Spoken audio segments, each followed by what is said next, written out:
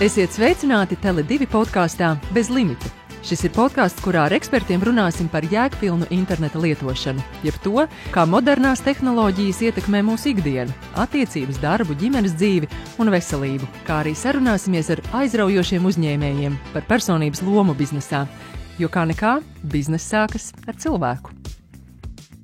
Medicīnas nozare un tehnoloģijas. Man šķiet ir šīs divas lietas, kuras mēs patiesībā ļoti vēlamies, lai tiktu savienotas, jo tad viss notiks ātrāk un noteikti daudz labāk. Un pie mums podkāstā ciemos ir Emīls Unģukovs, datorzinātnieks un Longenesis vadītājs. Sveiks, Emīl!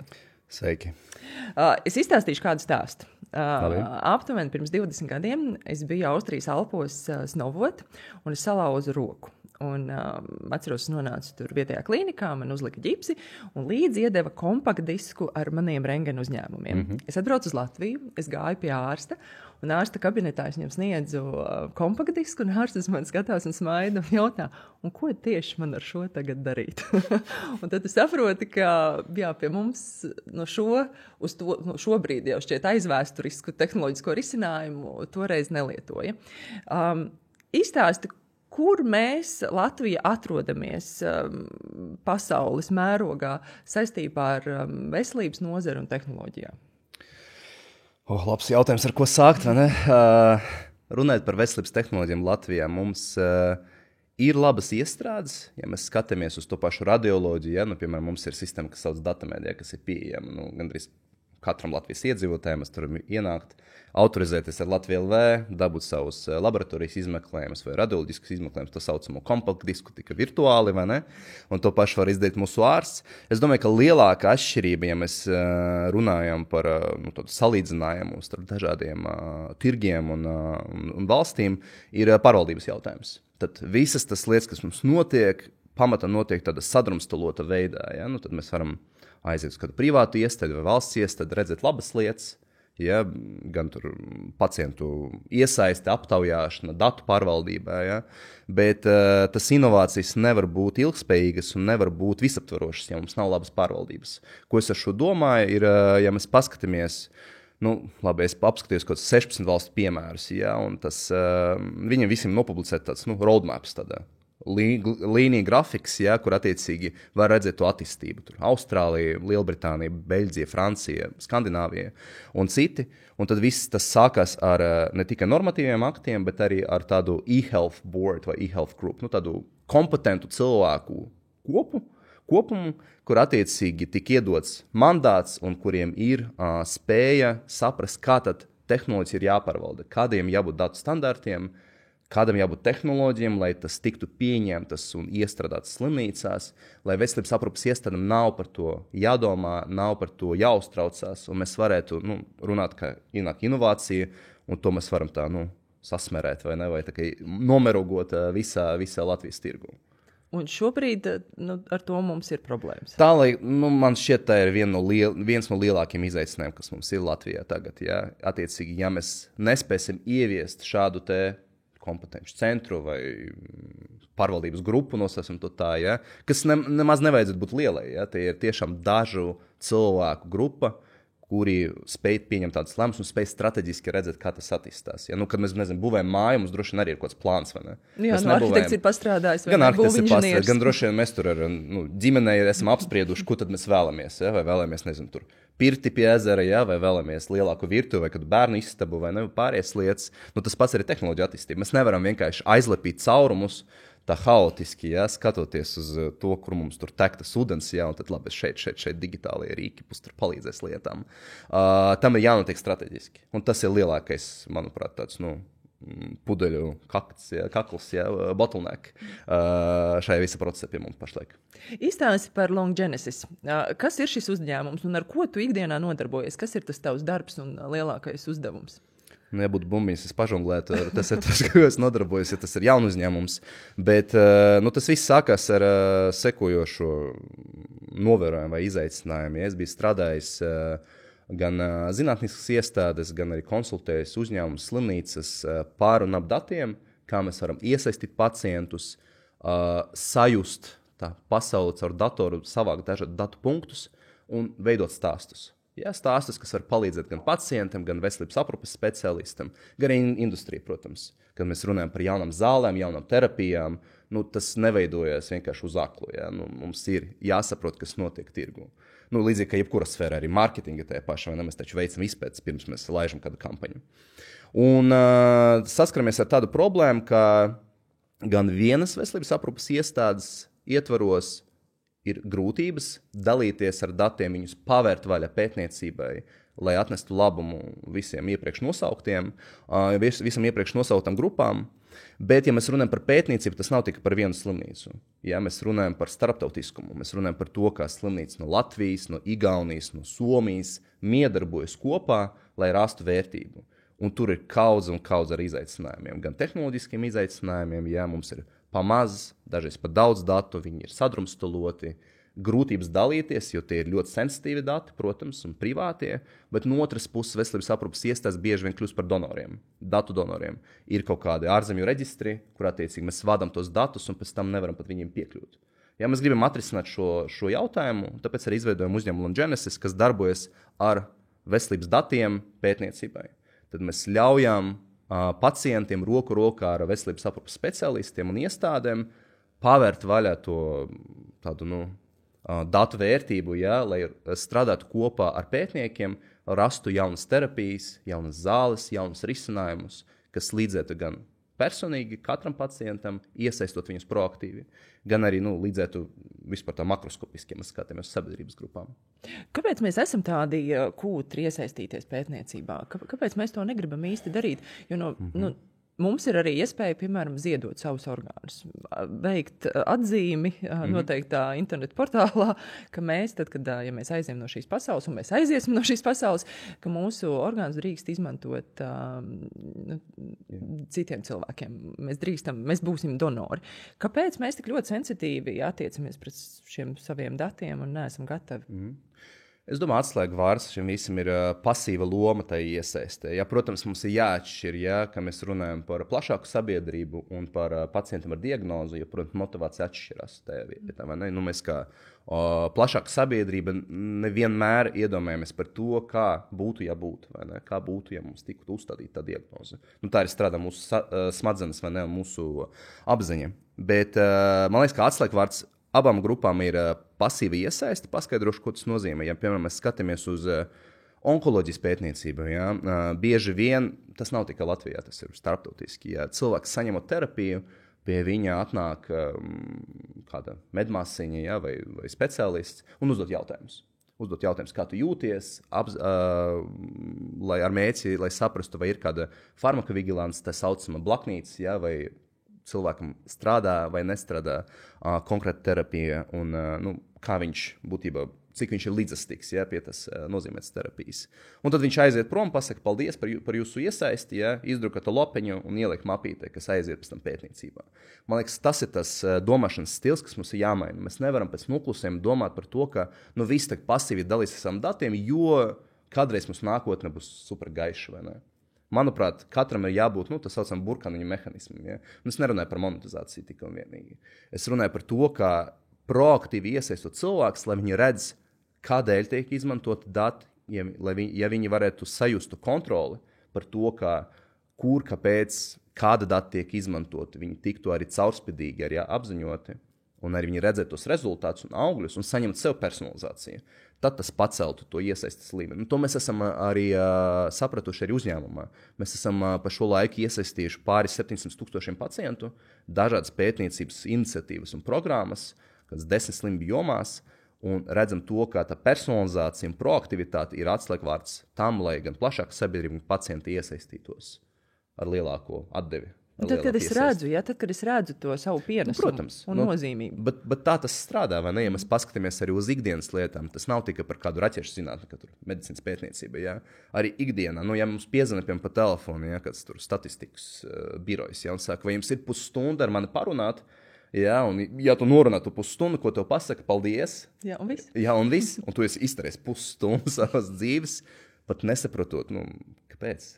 Un ir valsts, kuras jau skatās uz tādām iniciatīvām, tuvais austrumos ir interesanta iniciatīva, kur Mēs piedalāmies arī, viņi būvē pasauli lielāku genomu banku, bet ne uz tādas perspektīvas, ka visi vienkārši paraksta tu piekrišanu, tur darbojoties draugi ar tiem datiem, bet iesaistās un pretī viņi saņem piekļuvi tādam savam kabinetam, kur viņi ne tikai var pārvaldīt savu piekrišanu, varbūt atteikties kaut kādā brīdī, bet arī saņemt uzaicinājumus personalizēt uz skrīningu, pētniecības iniciatīvās, kaut kādas veselības aprūpes pakalpojumus, ko viņi saņem tieši sev vai tieši savai ģimenei.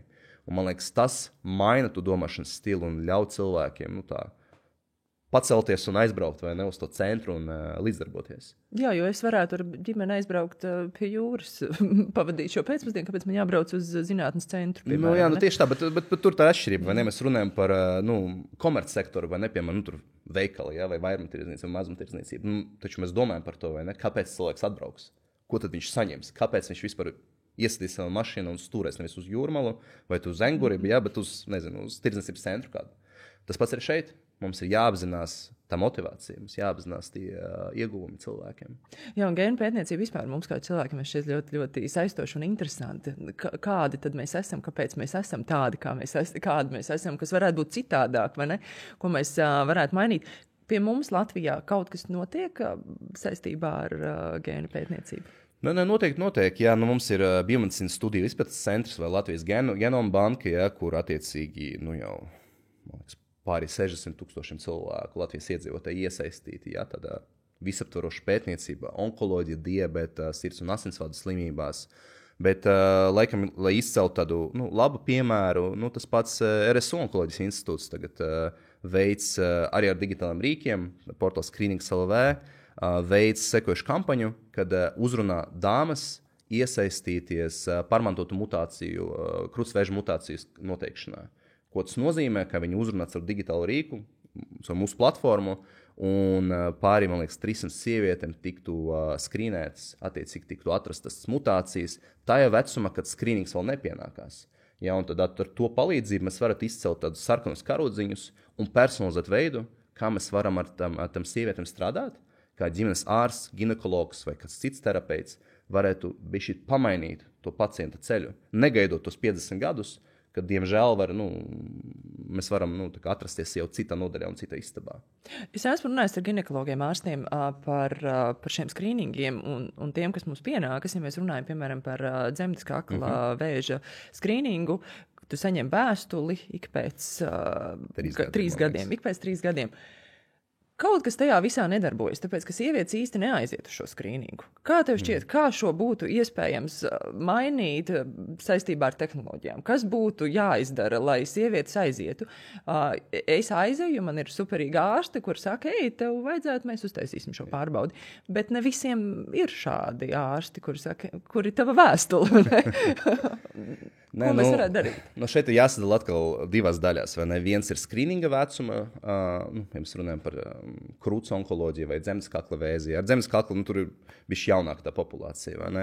Bet, piemēram, krūtsvēzi arī no 50 gadu vecuma vienreiz 2 gados, vai ne, tiek tev sūtīts tas aicinājums. Manai mamma atnāca tā vēstuli, jau vairākas reizes.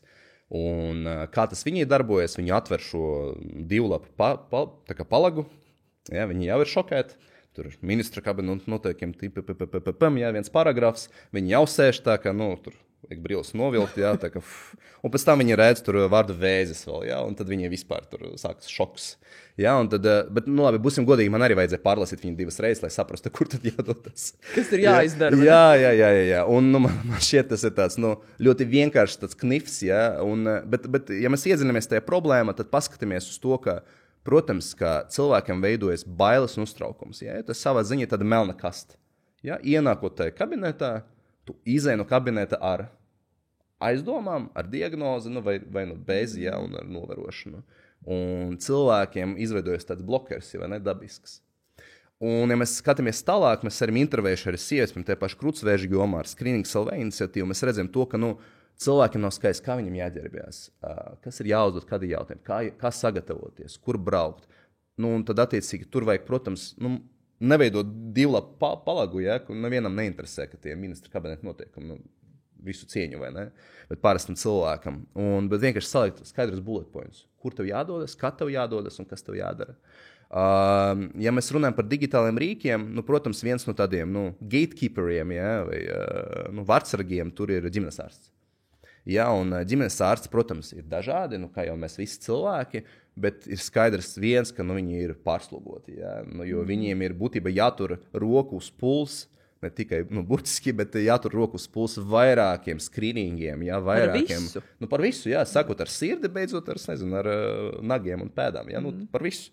Un, protams, mēs nevaram uzlikt viņiem, ka tad piezvani Emīlam, pajautāt par šo, tad viņa mammai par šo, tad viņa māsai par šo, šim, tam, vai ne? Un tur automatizācija var strādāt. Labs piemērs ir tie paši, Igauņi. Mēs aizgājām jau uz šo tēmu, vai ne?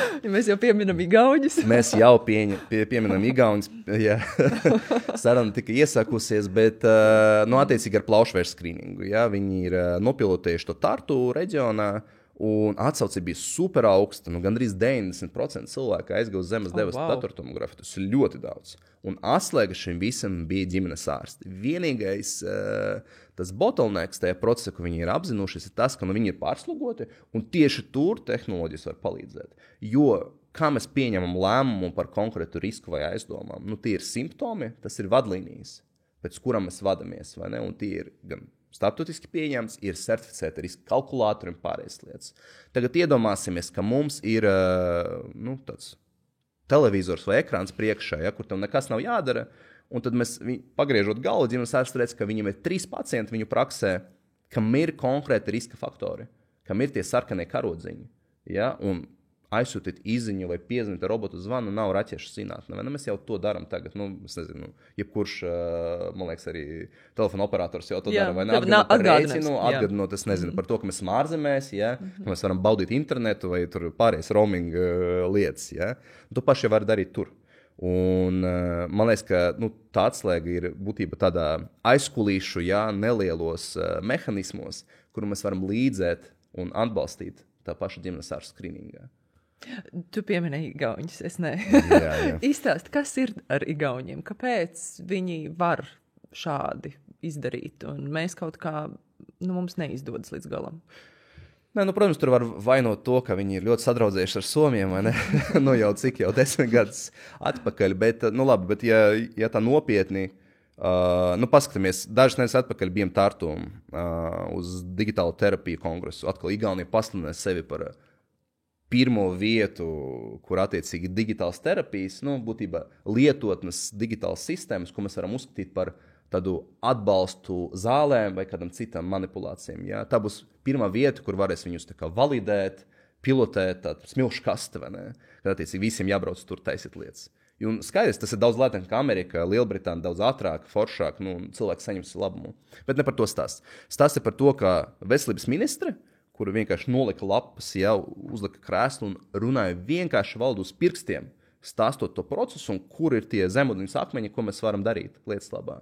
Bet svarīgs bija tas, ka uzstājoties arī Nacionālās veselības dienesta kolēģiem, tur LIA kolēģiem, ministre, startupi, NVO, viņiem ir viens un tas pats, ko viņi stāsta. Tiešām viens un tas pats narratīvs. Arī slimnīcas vadībā viens un tas pats narratīvs. Tas ir crazy, traki, tiešām. Un, jo pie mums, mēs tā, katrs uz savu pusi. Katrs par savu pusi, viss ir kārtībā. Ir jābūt saviem, protams, uzskatiem, vai ne? Tā jau neveidosies nekāda diskusija un demokrātija, vai ne? Bet ir skaidrs to, ko var redzēt, tas, ka viņi ir vienojušies par vektoru, kuru viņi iet, un skaidri sadala arī atbildības. Ja? Jo, piemēram, ārsti, protams, atbild par kliniskām vadlīnijām, un viņi ir procesu turētāji. Bet mēs neprasam cienījamajiem veselības aprūpes speciālistiem par to, nezinu, kā jāuzprogrammē algoritms. Es domāju, datorā, nevis klinisks. Ja? Par to atbild IT cilvēki Igaunijā, ja? Kuri attiecīgi uzklausa procesu, uztaisa kārtēšanu un izdara lietas.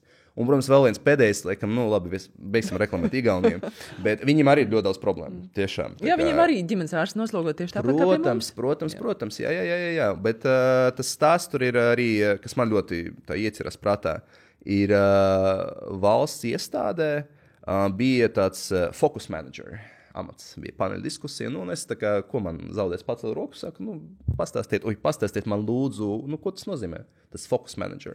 Viņi saka, kā, man ir mandāts, tā kā es braukāju pa Igauniju, kārtēju, un saprotu, kāda būs mūsu prioritāte digitālajā veselībā tuvākajā gadā, 2, 3 un tā tālāk. Un es par to atbildu. Nevis 100 cilvēku darba grupa pēc tam, bet jo es aizbraucu, es nointervēju, es sakārtēju, un es saku, šīs un šīs. Un man liekas, tā ir tā lielākā atšķirība. Bet viņiem ļoti daudz izaicinājumu arī, jā, protams. No psiholoģijas viedokļa ir tāds ļoti spilgts stāsts par to, ka, ja uz ielas ir cietis kāds cilvēks, un tur būs ļoti, ļoti daudz cilvēku apkārt, ļoti liela iespēja, ka neviens neizsauks palīdzību. Tāpēc, ka nav skaidri sakārtots, kāds ir katra pienākums. Netiek deleģētas lietas. Bet, ja kāds teiks, hei, tu zvani ātrai palīdzībai, tu tagad dari to, cilvēkam sniegs palīdzību. Protams. Šis arī ir tas noslēpums, iespējams. Tas jau ir veiksmīgs uzņēmuma pārvaldības modelis. Tu nevari sasadināt vienkārši 100 cilvēkus telpā, šeit vai blakus kāda telpā, un teikt, darbojieties. Jā, tev ir jābūt, protams, ir jābūt procesam, ir jābūt brīvībai arī, protams. Jā, bet ir jābūt konkrētiem sadalījumam. Kurš par ko atbild? Jā, man ļoti patīk, kā tu stāstīji par to, ka, ja atnāktu, piezvanītu robots un teiktu, hei, tev jāaiziet uz skrīningu vai tev atnāktu īziņa. Mēs visi lietojam vietālruņus. Ļoti daudziem no mums ir viedie pulksteņi. Varbūt caur to kaut kā arī, labi, speciāla aplikācija, kas ir jālieplādē, vai kaut kā, kā mūs vēl varētu iesaistīt. Bet no otras puses atkal neaizmirsīsim, ka ir liela daļa cilvēku, kur ar tehnoloģijām ir uz jūs un kā viņus sasniegt. Kā panākt, lai visiem ir labi?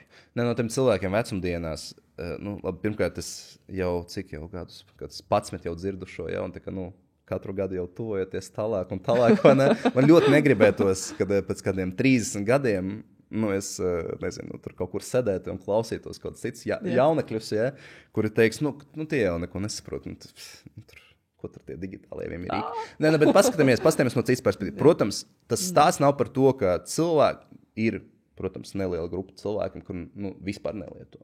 Kas nelieto nekādas tehnoloģijas, bet lieto izziņas un māk zvanīt. Paskatāmies uz to, uz tādu skillsetu, vai tādu iemaņu koku. Un tehnoloģiem ir jāatbalsta tas, ko prot cilvēki. Kā konkrēts piemērs, ejot bieži vien uz veselības aprūpes iestādēm un redzot cilvēkus jau gados, gandrīz visi izmanto WhatsApp. Gandrīz visi izmanto WhatsApp. Lai piezvanītu, nostīt kādu bildīti no sava dārza, vai ir ārstam. Bieži vien cilvēki sūta ārstam ar WhatsApp ziņas. Tas nav par WhatsApp vai kādu citu saziņas līdzekli, tas ir par to veidu, ka ir ļoti robusta tehnoloģija, kur tev vienkārši ir 2 pogas, un cilvēks spēj to lietot. Tad varbūt mums no digitālas perspektīvas jāstas tādiem pielietojumiem, tādu aplikāciju līmenī, kas attiecīgi ir tik robusti. Nevis jātaisa, uztaisam vēl vienu, protams, lietotni, kas obligāti ir jānokačā, gan jau tie bērni nokačās, un tad tev vēl 50 ekrāna formas tur, un tev obligāti jāizpilda 70 iesniegumi, tā tam nav jānotiek, vai ne? Konkrēts piemērs, kur telefons zvani, tev piezvana, tev konkrēti pasaka, 3:00, tīri dari šo, vai ne? Vai arī, robots zvans spēj pārbaudīt kaut kādas lietas. Kur, piemēram, vieni briti taisīja tādu skrīningu uz neirodeģeneratīvām slimībām. Zvanot cilvēkiem gados, reģionos arī, attiecīgi, viņi prasīja atkārtot konkrētas frāzes. Un pēc balss tembra mākslīgais intelekts spētu atpazīt kaut kādus sarkanus karogus, kuri jāpieslēdz speciālists. Jo, attiecīgi, speciālists nav daudz, un tā nav tikai Latvijas problēma. Tas ir visur pasaulē. Nauda arī nav vienīgā atslēga šim visam. Tas ir ļoti vienkārši. Man liekas, ka visi spēj pacelt telefonu. Protams, tie, kuri ir spējīgi, tādā ziņā. Jā, jo, piemēram, tāds papīra formāts uz mani, un es nedomāju, ka uz tevi iedarbojas. Papīra vēstuli. Tu pats teici, līdzīgi jānoņem brilles, jāpaskatās, kas tu tur īsti bija. Tas ir tā kā man ārsts pirms 20 gadiem, kad es ierados pie viņa ar kompaktdisku, pie manis ierodas ar papīra vēstuli, man ir tāds... Un ko man tagad ar šo darīt? Jābūt skaidram, tam saucam angliski call to action, kas tad man ir jāizdara? Šim ir jābūt tā kā pirmajam, vai ne? Tad, līdzīgi, kā mēs darba saziņā, kāds man raksta garu palāgu e-pastu, tas, draugi, uzrakstiet, kas ir jāizdara, vai ne? Un tad jau mēs varam to visu līriku atstāt uz kādām tejas pasadēšanām. Parunājam par vienoto sistēmu. Cik tai ir liela nozīme mūsu veselībai un tam, kā mēs jūtamies un jutīsimies, lai būtu vienot. Kā tu minēji, Igaunija, ka viņiem ir šis viens vektors un visi runā vienā valodā. Mums, tu aizēji uz vienu klīniku, ir viena nostāja, tu aizēji uz citu klīniku, ir cita nostāja, tu nonāc slimnīcā, neviens nezina par taviem datiem neko īsti. Ko tas mainītu, ja mums būtu šī vienotā sistēma? Tas mainītu to, ka neatkarīgi no veselības aprūpes iestādes, kur mēs nonākam, attiecīgi mēs spētu redzēt sevi, kā atvērtu grāmatu, un visu veselības aprūpes speciālistu spētu mums redzēt. Mēs arī paši. Vai ne? Bet atbildi tur ļoti vienkārši. Tas atkal, tas līdzīgi kā, ceļa satiksmes noteikumiem, vai tur bankas regulējumi. Ja nebūtu regulējums ar ceļa satiksmes noteikumi, kas mums būtu uz ceļa, būtu tāds Mad Max, vai ne, filma aptuveni, vai ne? Visi braukātu, būtu haus tieši tā. Un tas pats arī notiek šeit. Ja mēs skatāmies uz citu valsts pieredzi, to pašu Austrāliju ļoti patīk tas piemērs, tur tas Digital Health Board, digitāls veselības centrs nosaucam viņu tā, vai padome. Attiecīgi, ko viņi izdarīja? Ir mājaslapiņa, kur attiecīgi ir sadaļa veselības aprūpes iestādēm, ir sadaļa pacientu, sadaļa arī izstrādātājiem, inovatoriem. Kas tur rakstīts? Tu vari izmantot jebkādu sistēmu, kādu tu vēlies. Tu vari pats arī uzkodēt sistēmu. Ja? Varbūt tu vari tur Excelīti pārvaldīt tik skaisti, ka tur vispār kosmos. Ja? Bet tev obligāti konkrētajā laika posmā, reiz diena, reiz stunda, reiz mēnesi, vienalga, ir jānosūta tie dati šāda formātā. Tikai šāda formātā. Nesūtīsi, nesaņemsi pa pakalpojumu atlīdzību. Ja. Un attiecīgi, tad, protams, ka viņi izskatīja kaut kādas dažas 4-5 risinājumus, ka šos mēs izskatījām, tur mums nav tikai par datiem, tas, protams, par drošību, par pārvaldību, lai tur visas autorizācijas ir, ka mums ir ar e-parakstu, un Latvija LV un tā tālāk, bet attiecīgi ir tāds noteikumu klāsts, pildi, malcīts. Nepildi, tad tu gribi pats varbūt uzturēt savu iestādi, tad tu vari to darīt, vai ne? Droši vien tu saņem visas certifikācijas. Tas pats arī inovatoriem, bet tas arī iedod tādu atspērienu inovācijām, jo tu skaidri saproti, kā tu vari darboties veselā tirgu. Es bieži vien, kad braucu uz konferencēm vai pie mūsu klientiem citās valstīs, man jautā citi digitālas veselības uzņēmumi, kā mēs varam šeit ienākt, kādas noteikumu klasts.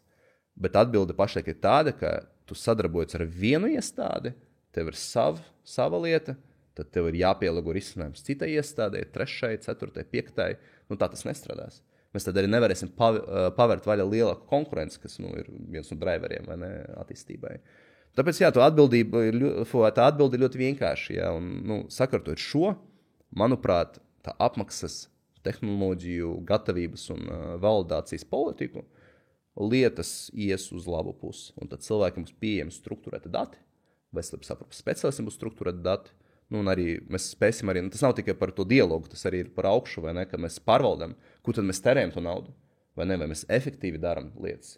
Tas pats par skrīningu, ja mēs, kad taisam skrīningu LV, mēs vienu reģionu spējam parādīt to, ka ir vairāk 100 sieviešu, kuram ir ģimenes vēsture, ja, kas nozīmē to, ka viņam pacels risks ar krūtsvēzi, bet ar viņam neviens nekad nav runājis par šo lietu. Ne par skrīningu, ne par riskiem, ne par prevenciju. Un, valsts līmenī, manuprāt, es esmu datu cilvēks, ja, man liekas, ka man daudz efektīvāk un lētāk arī beigās tagad pielāgot kaut kādu preventīvu kampaņu, nekā pēc tam es maksātu par terapiju. Un cilvēkiem tā dzīves kvalitāte uzreiz kritīs dramatiski. Vai ne? Un, tur ir daudz iegūmu. Jā, tas viss tās galvenais ir par prevenciju, vai ne? Bet mēs kaut kā īsti par to, mēs esam vairāk uz ārstēšanu un ārstēšanos, nekā parūpēties par savu veselību, un lai kāds parūpējas arī par mūsu veselību pirms kaut kas ir noticis. Tā ir, jā, tā, kā VC4 kolēģi saka, ka mēs esam tajā medicīnā 2. ērā, jā, vai 2.0, medicīna 3.0, ka mēs runājam par 3. ērā, jā, ka mēs runājam par prevenciju. Ir skaidrs, ka vēsturiski arī tā, sanāca viens no faktoriem, protams, bija gan pasaules kāri, gan pārējais lietas, jā, kad attiecīgi, tev ir 100 gultu, jā, tu nevari tagad personalizēt, katru ārstēt, jā, pavaicāt, līdzīgi, ka, nezinu, tur te pašā tur Indijas vēsturiski, ja, tur medicīna un arī personības medicīnas konteksts. Mēs skatāmies uz ģimenes vēsturi, uz tavu dzīves stilu, uz ēšanu, uz blakus slimībām, ja, un tā tālāk tā joprojām. Tad pielāgojam lietas. Tu ārstē, tu ienāc, sāp kāja, ārstēm kāju, nākamais, ārstēm roku, nākamais. Prevencija, bet viens aspekts ļoti svarīgs, kur arī izglītošanai ļoti jābūt arī koncentrēt, ir tas, ka cik daudz mēs terējam naudu uz prevenciju vispār pasaulē. Tas ir tikai 3 vai 4% no visam izmaksām veselības aprūpes sektorā. Globāli mēs terējam uz preventīvām lietām. Kas ir nekas? Kas ir nekas. Un, protams, būsim atklāti, ja, un arī industrija, skatoties uz to, piemēram, ja mēs tagad ar tevi saktu kompāniju, ja, kā mums ir jādomā par darbiniekiem, par izaugsmi, kur tad mēs skatītos uz prevenciju, kur ir 3% tirgus vai 97% tirgus. Vai ne? Loģiski, vai ne? Ir tīpaši ņemot vērā, ka uztaisīt jaunu zāles maksā aptuveni $8-10 miljārdus, ja, kur mums kaut kur jādabū vēl. Un ja mēs paši nepieprasīsim tas lietas arī kā sabiedrība, ja, tad tas ir tāds chicken and egg, vistas nulles koncepts, vai ne? Tad arī nemainīsies lietas. Kas tad bija pirmais vistavējola? Labs jautājums, jā. Labs jautājums, vai ne? Tu pieminēji arī mākslīgo intelektu. Kā tev šķiet, kādu lomu tas nākotnē spēlēs saistībā ar veselības nozari un tehnoloģijām? Cik liela loma būs mākslīgiem intelektam? Mākslīgā intelekta tēma ir, izveidots tas hypes, vai ne? Jā, šobrīd tas ir karstais pīrādziņš. Generative AI ienākšanu, ka katrs tagad, man liekas, lieto, sākot ar, tur uztaisīt jaunu bildīti, video, uzrakstīt esēju, kā es pavadīju vasaru, droši vien skolā tagad topiņā, izmantot kādu GPT modeli, tādām lietām. Bet, jāsaka tas, ka tā nav panacēja. Jā, mākslīgais intelekts atkal ir instruments. Ja skatāmies uz IT tehnoloģiem kā uz skrūvgriežiem, piedošanu kolēģiem no sektora, kā mēs liekam IKEA mebeles mājās, sākumā jāizdomā, ko tad mēs gribam tas sekcijas, tur puķītes, grāmatas, pārējās lietas, un tad skrūvgriezīšiem mēs tur pielāgojam visas lietas. Līdzīgi ar tehnoloģiem. Tehnoloģija nav jānāk pirmajā kārtā. Sākumā ir process, vajadzības, tad tehnoloģijas atbalsta. Tā nav panacēja, bet, protams, tas palīdz daudz, jo mēs nespējam apstrādāt tādu apjomu ar datiem, vai ne? Nedz arī pielāgot komunikāciju, vai ne tik efektīvi. Labs piemērs nopublicēja pētījumu par empātiju mākslīgiem intelektam.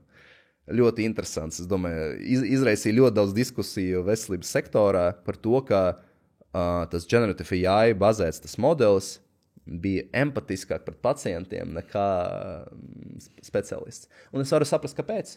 Jā, protams, kad mums ir, tev ir tik daudz jāstrādā, tu strādā virsstundas, tu nevari visiem smaidīt, bučot vaidziņus, un tur. Mākslīgais intelekts nenogurst. Jā, mums ir tāds termins kā horizontāla merūgošana, ka mēs virtuāli varam palielināt serveru skaitu, mašīnu skaitu, makonī, un tad viņš kļūst, tā kā viņš nenogurst, kā tu pareizi pateici.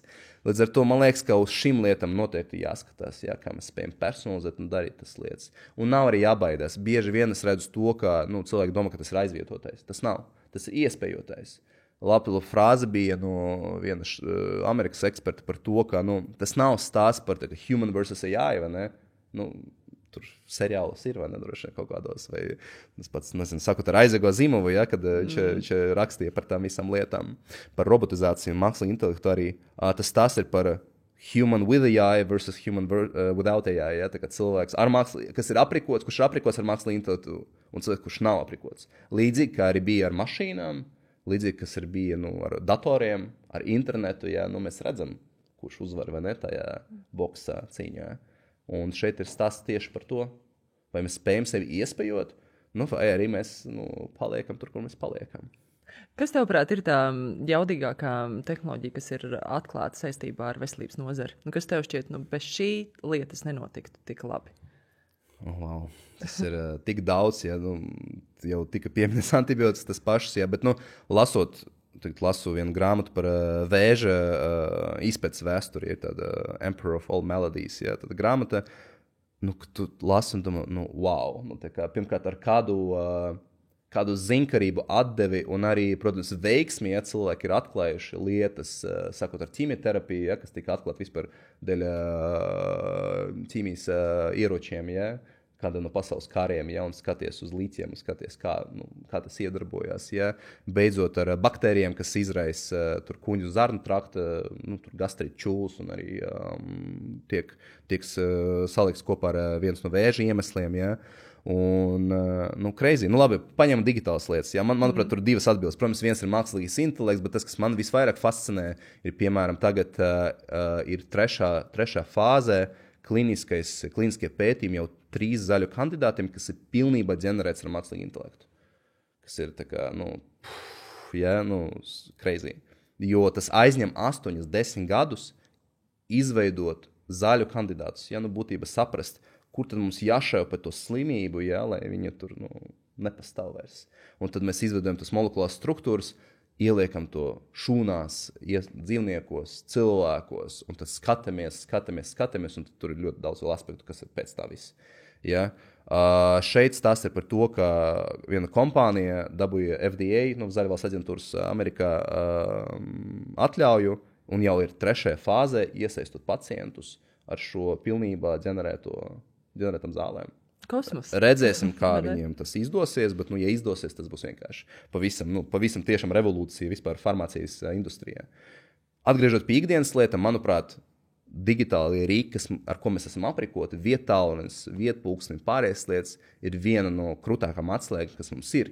Jo nekad līdz šim brīdim mēs nevarējām, tā atkal bija tāda, melnas kastes koncepts, vai ne? Cilvēki iziet ārā no veselības aprūpes iestādes, kas ir varbūt superīgi aprīkoti, un viņš pazūd. Mēs nezinām, kas viņam notiek tajā 3, 4, 6 mēnešu laikā.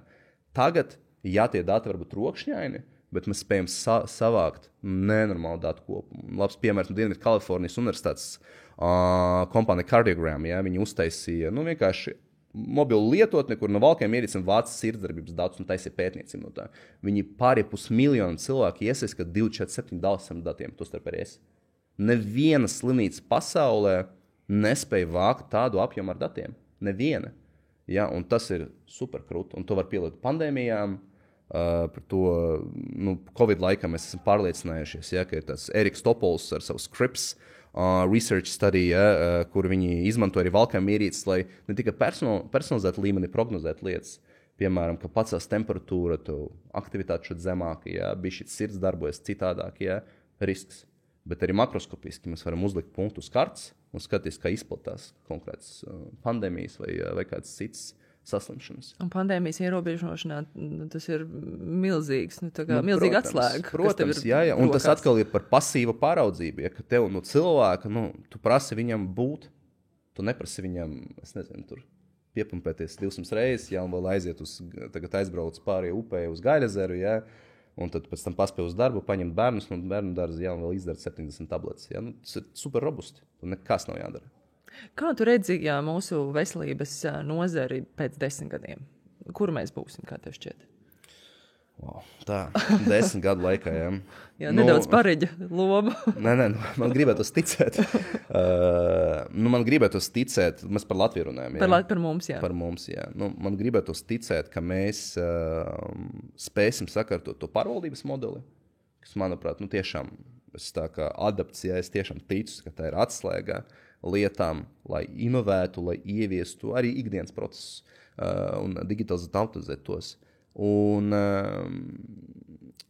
ka mēs tiešām iesim uz to atbalstu terapeitiem, ģimenes ārstiem, ja, lai veidotu tu dialogu, ka mēs beigsim skatīties uz pacientu kā uz tādu pasīvu vienību, ja, 50 gadi, ja, kā man ģimenes ārsts saka, ko tu tur jau pa jaunu esi, būs 50, nāksi tur tabletītes izrakstīts, ko tu tur.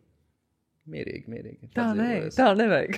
Tā es negribu. Tā ir tiešām, tas ir, man liekas, tik aplāmi, ja, ka mums ir tik daudz iespēju, bet, protams, tas iespējas pastāv to augstāku dzīves kvalitāti līdz brīdim, kad tu esi vēl diagnosticēts, ja, tad jau mēs spējam tikai kaut kā mēģināt uzturēt to līmenīt. Ja.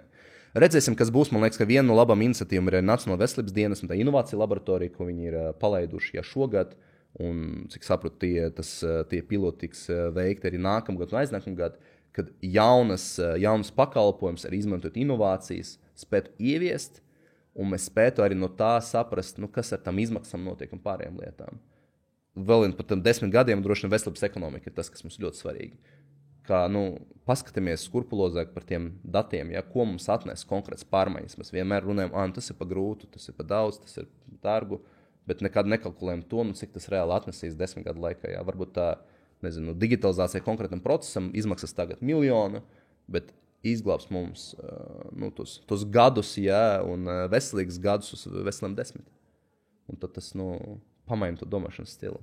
Paldies tev, Emīl. Milzīgs paldies par šo sarunu, jo šī saruna arī man liek domāt par to, ka man būtu proaktīvākai, iesaistīties vairāk, nevis gaidīt, ka man kaut ko atnesīs, man izārstēs, man kaut ko iedos, bet ka es arī varu būt daļa šī visa procesa. Es varu nākt un pētniecībā, pētniecība īstenībā, kur mums šķiet, kur tad man tā pētniecība, ko es ar to? Bet īstenībā, ka tas ir tāds milzīgs pamats tam, lai sistēma tiktu sakārtot un mēs dzīvotu visi labāk. Nē, protams, klišejiski skanēs, bet mūsu veselība, mūsu rokās, vai kā tu saki. Bet tā arī ir. Ja tu pats neiesaisties tajā līdzīgi kā izglītība, ja tu neuzdod jautājumus, sorry, tad tas būs tas monkey sees, monkey does princips ir izglītība. Tad pasaka, raksti šo, tu raksti to, vai ne? Un tas pats arī veselībā. Mums ir jāveicina tas dialogs. Nekautrēties uzdot jautājumus, nekautrēties runāt. Paldies tev liels, un paldies jums, ka klausījāties, skatījāties. Noteikti ir lietas, par kurām šobrīd padomāt, vai ne? Ir ko padomāt. Es arī ļoti ceru uz to. Paldies, tiekamies nākamajā reizē. Paldies.